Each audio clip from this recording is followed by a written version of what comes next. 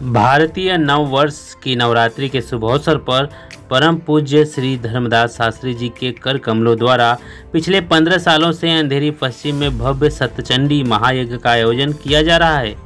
पिछले 2 वर्षों से कोरोना महामारी के कारण नहीं हो पाया था, परंतु इस वर्ष कोरोना महामारी से निजात मिलने के बाद पुनः लोखंडवाला 1 नंबर क्रॉस रोड के वीर सावरकर मैदान में भव्य आयोजन हो रहा है, जहां पर सबसे पहले भव्य कलश यात्रा निकाली गई।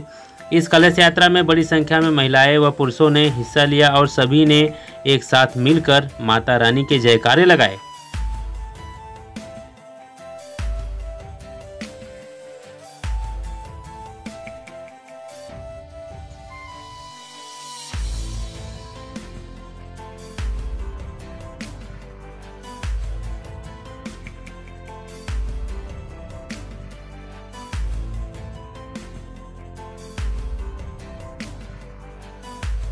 नमस्कार, मैं हूं प्रमोद सिंह और आप देख रहे हैं द PC1 न्यूज़ चैनल।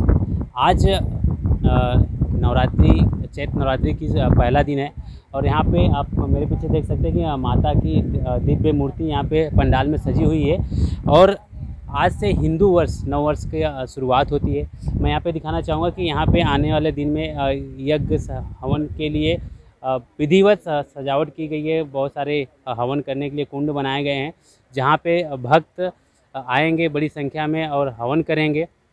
ये 9 दिन तक चलने वाला पूजा विधि है, जो हिंदुओं के लिए और हिंदू सनातन संस्कृति के लिए बड़ी ही अच्छी मानी जाती है। लोग इसका मतलब कि सदुपयोग करते हैं और माता के इस पूजन हवन में शामिल होते हैं और अपने जो उनके भाग्य होता है, जो उनके भाग्य में लिखा होता है, उसका शुरुआत करते हैं। एक अच्छी शुरुआत होती है।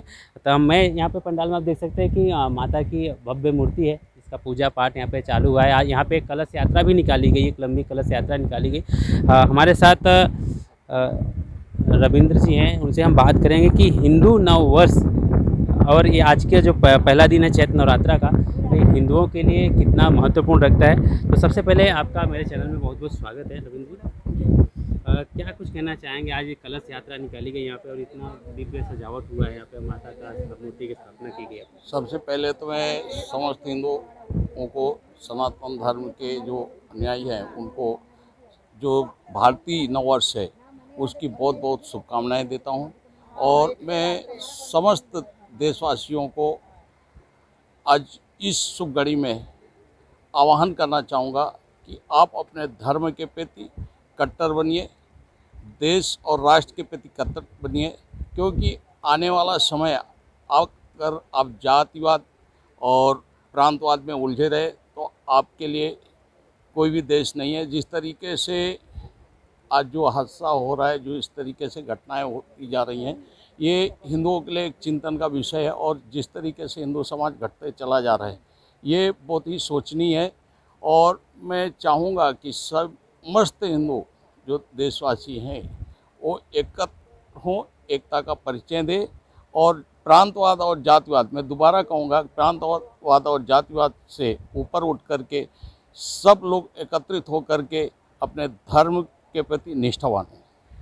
यहाँ पे बड़ी संख्या में महिलाएं शामिल हुई, पुरुष शामिल हुए, कलश यात्रा निकाली। तो हम जानना चाहें कुल कितने कलश निकाले गए? वहाँ से शिव गणेश मंदिर से आप चल के यहाँ तक आए हैं, तो ये कितने दिन यहाँ पे पूजा पाठ होगा, क्या होने वाला है? जब ये हम लोग 2007 से माननीय हमारे जो पूज्य परम धर्मदास शास्त्री जी हैं, उनके द्वारा 2007 से ये लगातार कार्यक्रम चल रहा है।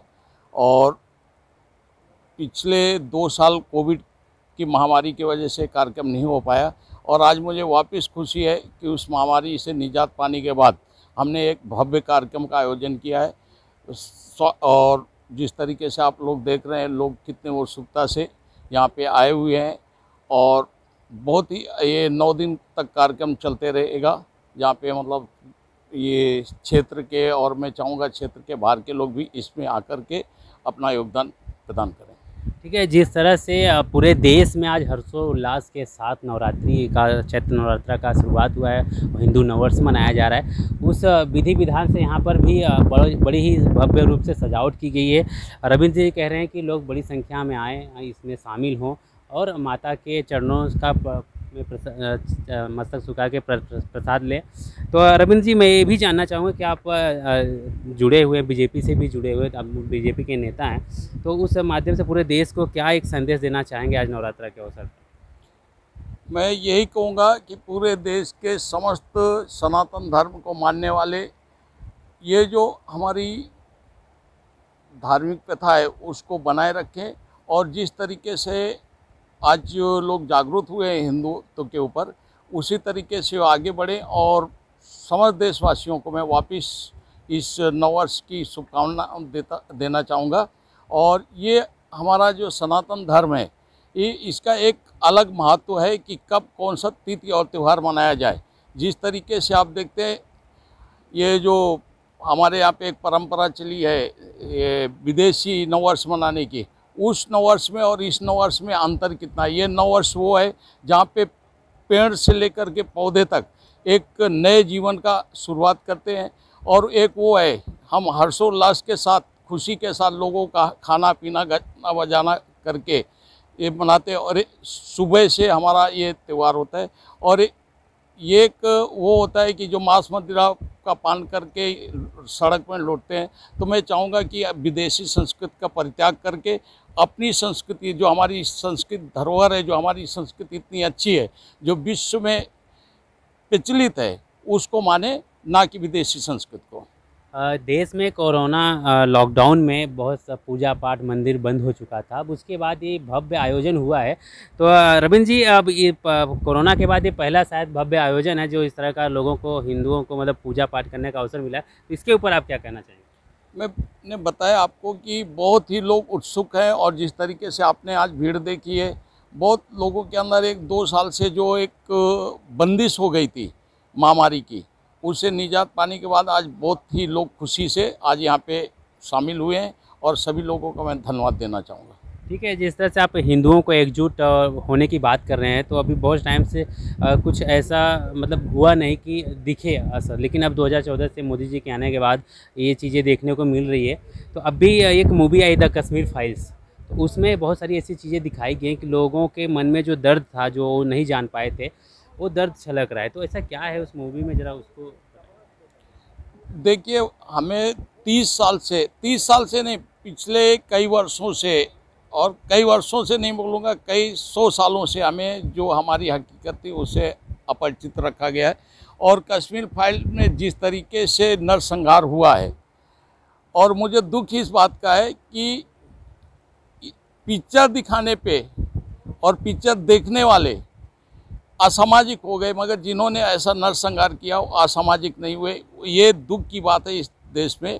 और मैं वो पिक्चर तो देखा नहीं है, और मैं अभी जाने वाला हूँ देखने के लिए, क्योंकि मेरा ये थोड़ा आपने डिजिटल प्लेटफॉर्म में देखा होगा कि उसको बहुत सारा सपोर्ट मिल रहा है, तो उस माध्यम से आप एक्चुअली जो सपोर्ट नहीं है, लोगों ने जो वास्तविकता है देखी है, उससे लोगों का दुख और दर्द फैला है। और मुझे अफसोस है, वो दुख और दर्द दिखने के बाद भी देखने वाले, मतलब अभी हंसी भी आती है, यहाँ के जो लोग हैं ऐसे जिनको हम बुद्धिजीवी करते हैं, इतने ये नालायक हैं कि इनकी जितनी भर्त्सना की जाए, जो इस पिक्चर का विरोध कर रहे हैं वो कम है।